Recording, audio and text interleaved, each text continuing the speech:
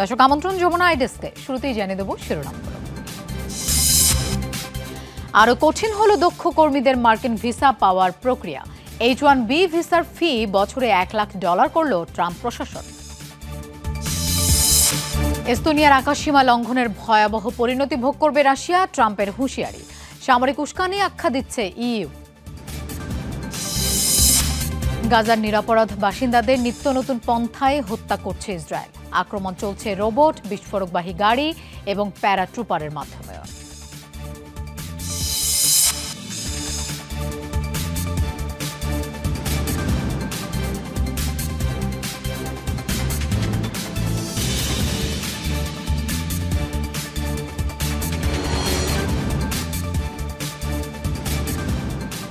এতক্ষণ শিরোনাম দেখছিলেন, আপনাদের সঙ্গে থাকছি আমি মৌসুমী আহমেদ লোপা। যাচ্ছি পুরো খবরে।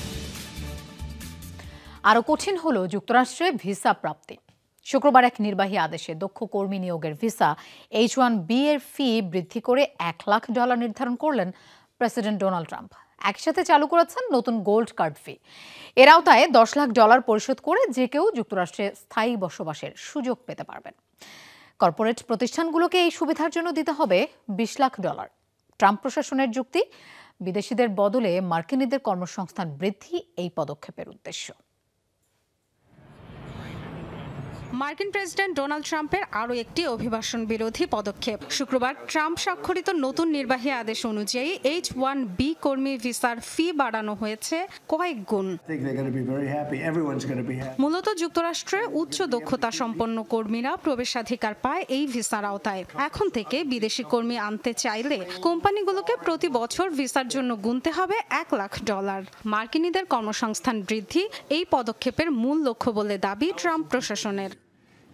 পুরো বিষয়টি হলো বড় কোম্পানিগুলো আর বিদেশি শ্রমিকদের প্রশিক্ষণ দিতে পারবে না, কারণ তাদের বিদেশি কর্মী আনতে সরকারকে $1 লাখ দিতে হবে। এটা H-1B ভিসার নির্ধারিত হার। বরং নিজের দেশের সদ্য স্নাতককে প্রশিক্ষণ দিতে পারেন। একই দিন আরও একটি নির্বাহী আদেশে স্বাক্ষর করেন ট্রাম্প। বৃদ্ধি করেন গোল্ড কার্ডের ফিও। এখন থেকে $10 লাখ বিনিময়ে কোনো ব্যক্তি যুক্তরাষ্ট্রে স্থায়ী বসবাসের সুযোগ পেতে পারেন। কর্পোরেট প্রতিষ্ঠানকে এই সুবিধা পেতে দিতে হবে $20 লাখ। বিভিন্ন শ্রেণীর মানুষ আসে, সফল হয়। এখন থেকে সীমান্ত পাড়ি দেওয়ার জন্য তাদের অনেক অর্থ খরচ করতে হবে, $1 মিলিয়ন। কর্পোরেট প্রতিষ্ঠানগুলোর দিতে হবে $20 লাখ। এই অর্থে ট্যাক্স কমানো যাবে, ঋণ পরিশোধ ও অন্যান্য কাজে ব্যয় হবে। বর্তমানে প্রতি বছর 85,000 H-1B ভিসা দেয়া হয়, যার সবচেয়ে বড় সুবিধাভোগী ভারত ও চীন। সমালোচকরা বলছেন এত বিপুল ফি চাপিয়ে দিলে বিশ্বসেরা মেধাবীদের আনতে সমস্যার মুখে পড়বে ব্যবসা প্রতিষ্ঠানগুলো।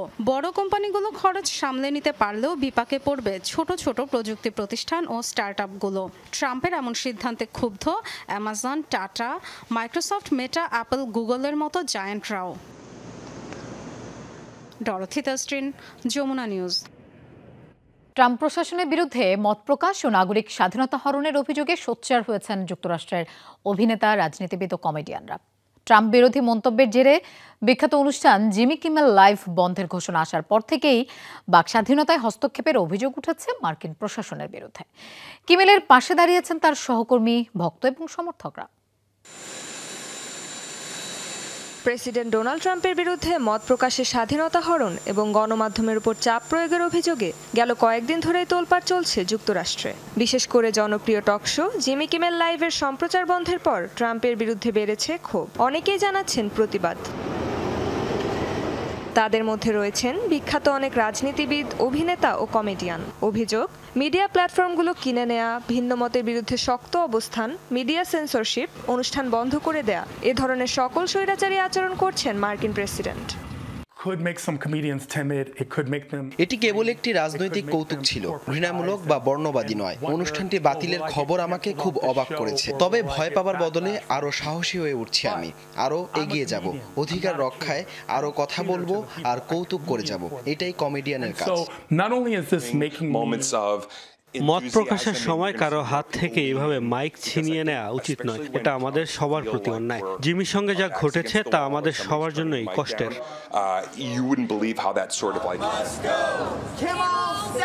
জিমি কিমেলের সাথে সংহতি জানাতে ও তার অনুষ্ঠান বন্ধের প্রতিবাদে বিভিন্ন স্থানে রাস্তায় নামে তার ভক্ত ও সমর্থকরাও। বিভিন্ন বার্তা লেখা ব্যানার হাতে কিমেলের পক্ষে স্লোগান দেন তারা। রেজওয়ানা সাইমা, যমুনা নিউজ। ইউক্রেনে ক্লাস্টার বোমা হামলা চালিয়েছে রুশ সেনারা। সাপ্তাহিক প্রতিবেদনে এই তথ্য নিশ্চিত করেছে রাশিয়ার প্রতিরক্ষা মন্ত্রণালয়। প্রতিবেদনে বলা হয়, সম্প্রতি ইউক্রেনের বিরুদ্ধে অন্তত 4টি হামলায় ক্লাস্টার বোমা ব্যবহার করেছে দেশটি। টার্গেট করা হয়েছে ইউক্রেনের বিভিন্ন জ্বালানি ও পরিবহন স্থাপনা, ড্রোন অপারেটর সেন্টার ও অস্ত্রাগার সহ বিভিন্ন স্থানে। দোনেৎস্ক ও জাপোরিঝিয়া অঞ্চলের ইউক্রেনীয় সেনাঘাঁটি দখলসহ 1500-র বেশি ড্রোন ভূপাতিতের দাবি জানিয়েছে মস্কো। অপরদিকে রাশিয়ার মেরিন ব্রিগেডের বেশ কিছু সামরিক স্থাপনায় হামলার দাবি জানিয়েছে ইউক্রেনের স্পেশাল ফোর্স।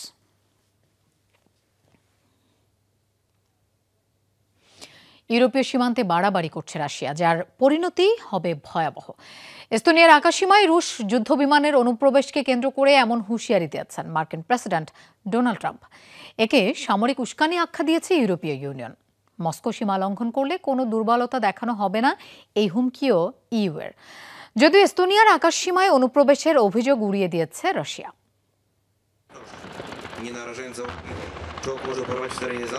পোল্যান্ডের রুশ ড্রোনের অনুপ্রবেশ, ন্যাটোর অপারেশন ইস্টার্ন সেন্ট্রি এবং রাশিয়া বেলারুশের মহড়াকে কেন্দ্র করে সামরিক উত্তেজনা তুঙ্গে ইউরোপের পূর্বাংশে। তারই মধ্যে উত্তেজনার পারদ চড়ল এস্তোনিয়ার অভিযোগকে ঘিরে। সামরিক জোট ন্যাটোর সদস্য দেশটির অভিযোগ, শুক্রবার এস্তোনিয়ার আকাশে ঢুকে পড়ে 3টি রুশ যুদ্ধবিমান। তাদের দাবি, MiG-31 জেটগুলোর অনুমতি ছাড়াই এস্তোনিয়ার আকাশসীমায় প্রবেশ করে। এ ঘটনার পর নড়েচড়ে বসেছে পশ্চিমা দেশগুলো। এ অবস্থায় মার্কিন প্রেসিডেন্ট ডোনাল্ড ট্রাম্পের হুঁশিয়ারি, রাশিয়ার আগ্রাসী আচরণ অব্যাহত থাকলে পরিণতি হবে ভয়াবহ। অন্যদিকে ইউরোপীয় ইউনিয়নের হুমকি, সীমা লঙ্ঘন করলে কঠোর জবাব দেওয়া হবে রাশিয়াকে। এটা কোনোভাবেই গ্রহণযোগ্য নয়। এভাবে চলতে থাকলে পরিস্থিতি আরো ভয়াবহ রূপ নিতে পারে।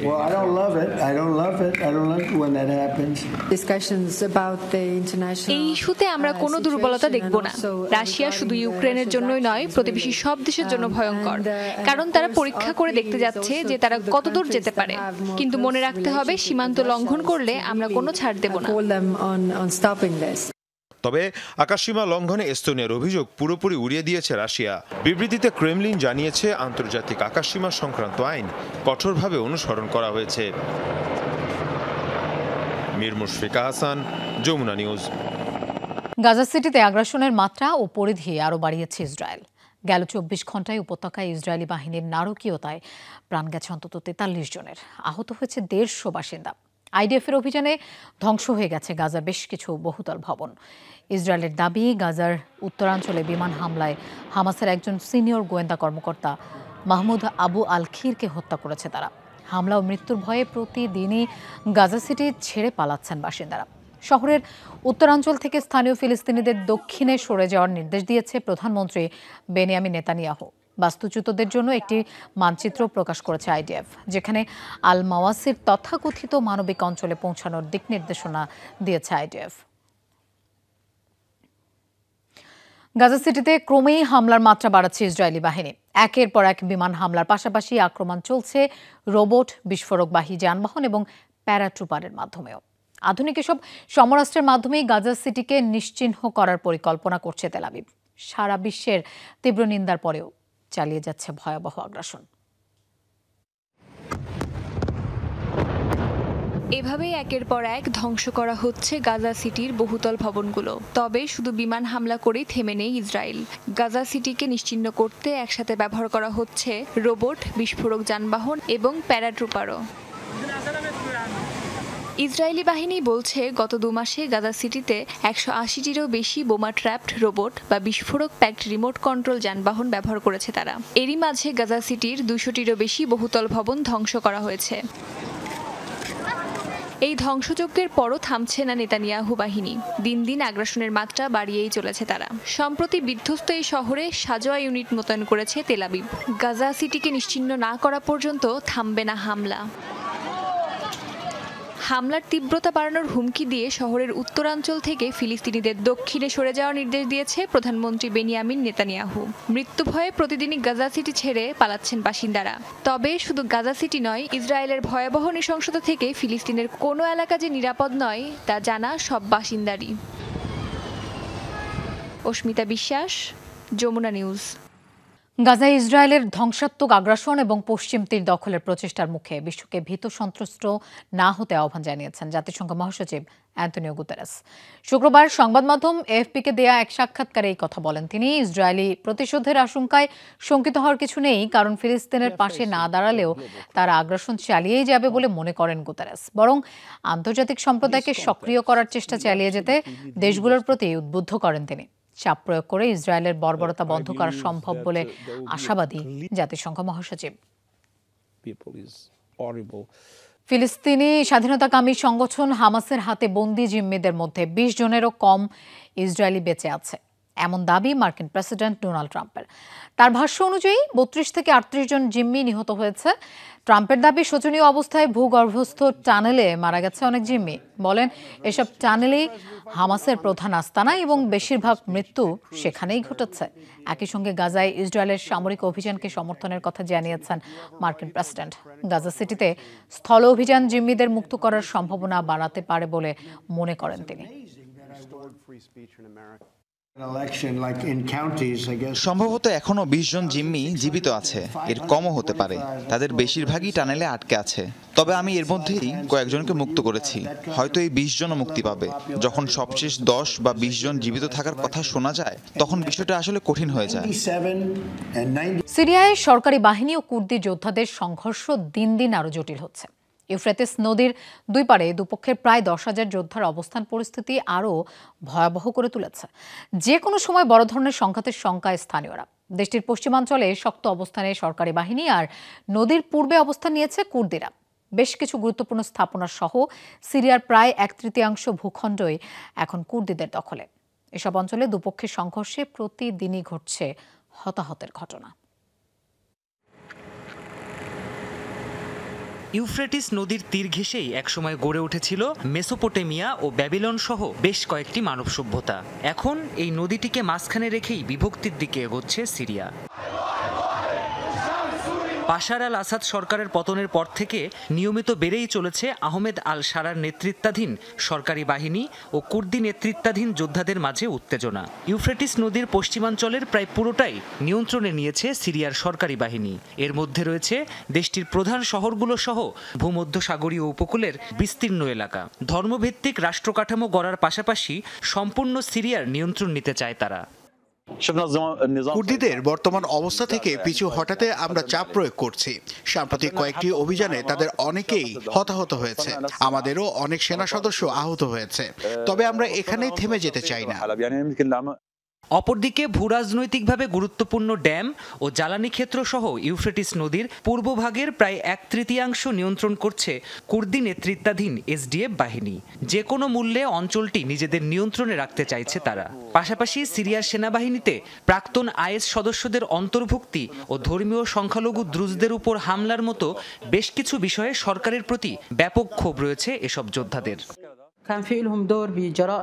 রাজনীতিবিদদের হত্যা ও যুদ্ধাপরাধের সাথে জড়িতদের সেনাবাহিনীর সদস্য করা হয়েছে। পাশাপাশি কুর্দি নিয়ন্ত্রিত বিভিন্ন অঞ্চলে ও দ্রুজদের উপর হামলার ঘটনায় সরকার উদাসীন থেকেছে। এতে জনসাধারণের মধ্যে ক্ষোভ তৈরি হয়েছে। এ পরিস্থিতিতে ইউফ্রেটিস নদীর দুই পারে মুখোমুখি অবস্থান নিয়েছে উভয় পক্ষের প্রায় 10,000 যোদ্ধা।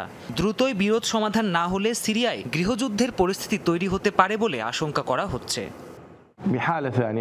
কুর্দিরা যদি একমত না হয় তাহলে যুদ্ধের সম্ভাবনা রয়েছে। তবে বিষয়টি এখনো কোয়ালিশনের সিদ্ধান্তের উপর নির্ভর করছে। তারা চাইলে সমস্যার সমাধান হতে পারে।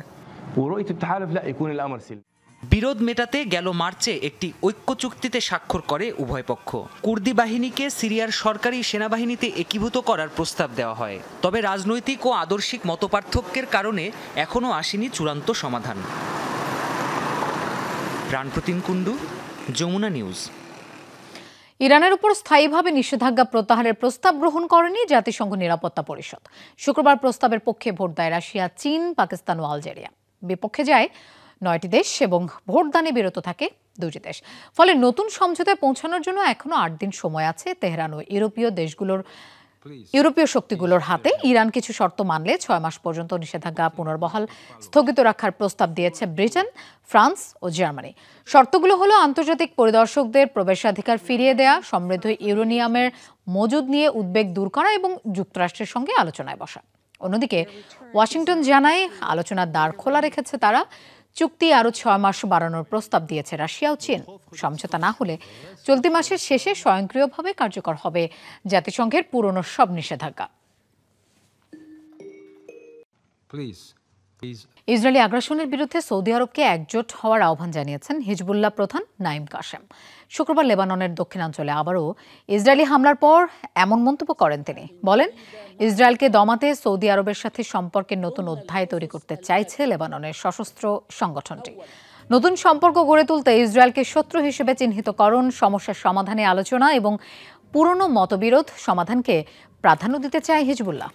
দীর্ঘদিনের বিরোধের জেরে 2016 সালে হিজবুল্লাহকে সন্ত্রাসী সংগঠন আখ্যা দেয় সৌদি নেতৃত্বাধীন দ্য গালফ কোঅপারেশন কাউন্সিল।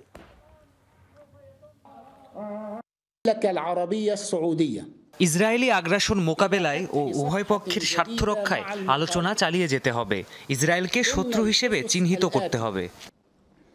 যুক্তরাষ্ট্রে আল কায়েদার হামলার হুমকিকে বড় নিরাপত্তা ঝুঁকি হিসেবে দেখছে মার্কিন ন্যাশনাল কাউন্টার টেরোরিজম সেন্টার এনসিটিসি। শুক্রবার সংস্থাটি জানায়, বৈশ্বিক বিভিন্ন সংঘাতের আড়ালে নিজেদের সংঘবদ্ধ করছে আল কায়েদা ও এর সহযোগী সংগঠনগুলো। বিভিন্ন গণমাধ্যমের সুযোগ নিয়ে হামলাকারীদের অনুপ্রাণিত করার চেষ্টা করছে সন্ত্রাসী সংগঠনটি। এই পরিস্থিতিতে সন্ত্রাসীদের নজরদারি এড়াতে বিশেষ সতর্ক থাকার আহ্বান জানানো হয়েছে। বিশেষ করে মার্কিন সরকারি কর্মকর্তাদের ভ্রমণ বৃত্তান্ত এবং বর্তমান অবস্থান সম্পর্কিত তথ্য প্রকাশ না করার পাশাপাশি কাজের বাইরে পরিচয়পত্র সহ বহন না করার পরামর্শ দেওয়া হয়েছে। একই সাথে বড় কোনো সমাবেশ, টুর্নামেন্ট কিংবা কনসার্টে হামলা করা হতে পারে বলেও জারি করা হয়েছে সতর্কতা। যুক্তরাষ্ট্রের ডালাসে টেলিকম বিভ্রাটের কবলে পড়েছে 2টি বিমানবন্দর। এ ঘটনায় শুক্রবার বাতিল হয় শত শত ফ্লাইট। এর পাশাপাশি বিলম্বের শিকার হয় 1800টিরও বেশি ফ্লাইট। টেলিকম বিভ্রাটের কারণে বিমানবন্দর দুটি সাময়িক বন্ধের নির্দেশ দেয় ফেডারেল এভিয়েশন অ্যাডমিনিস্ট্রেশন FAA। ডালাসের লাভ ফিল্ড বিমানবন্দরে 2 ঘন্টারও বেশি সময়ে বন্ধ ছিল বিমান চলাচল। 20% ফ্লাইট বাতিল করে এয়ারলাইন্সগুলো। স্থানীয় একটি টেলিকম প্রতিষ্ঠানে যান্ত্রিক গোলযোগের কারণে তৈরি হয় এমন পরিস্থিতি। বহু বছর ধরে এয়ার ট্রাফিক কন্ট্রোল নেটওয়ার্কের সমস্যায় ভুগছে ডালাসের বিমানবন্দর দুটি। বেশ কয়েকবার দুর্ঘটনাও হয়েছে। ভিডিও শেয়ারিং অ্যাপ টিকটকের মালিকানা বিষয়ক চুক্তি নিয়ে ইতিবাচক চীনের প্রেসিডেন্ট শি জিনপিং এমন দাবি করেছেন মার্কিন প্রেসিডেন্ট ডোনাল্ড ট্রাম্প। হোয়াইট হাউসে সংবাদ সম্মেলনে তিনি বলেন, ফোন কলে এই ইস্যুতে কথা হয়েছে 2 নেতার। যুক্তরাষ্ট্রের মার্কিন প্রতিষ্ঠানের মাধ্যমে অ্যাপটি পরিচালনার শর্তে রাজি হয়েছেন শি জিনপিং। যদিও বেইজিংয়ের তরফ থেকে জানানো হয়নি এমন কিছু। তাই আদৌ যুক্তরাষ্ট্রের টিকটকের মালিকানা বিক্রিতে চীন রাজি হয়েছে কিনা তা নিয়ে তৈরি হয়েছে ধোঁয়াশা। আগামী 6 সপ্তাহের মধ্যে দক্ষিণ কোরিয়ায় শি জিনপিং এর সাথে সরাসরি বৈঠকে বসবেন বলেও জানিয়েছেন ট্রাম্প। নিরাপত্তা ইস্যুর অভিযোগে যুক্তরাষ্ট্রের চীনা অ্যাপ টিকটক বন্ধের সিদ্ধান্ত নেয় মার্কিন প্রশাসন। চালু রাখতে হলে মার্কিন প্রতিষ্ঠানের কাছে অ্যাপটি বিক্রির শর্তও দেয়।